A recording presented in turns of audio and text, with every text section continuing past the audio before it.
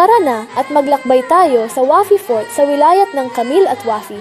Ang Wafi Fort ay matatagpuan sa nayo ng Al-Haira sa wilayat ng Camil at Wafi at itinayo ito mga 600 taon na ang nakalipas. Ang mga pader nito ay ginawa mula sa mga bato, plaster at semento. Ang sukat nito ay higit sa 4,500 metro kwadrado at mayroon itong tore na may taas na 30 metro kasama ang ilang palapag at mga silid. Mayroon ding paaralan para sa pagtuturo ng Quran.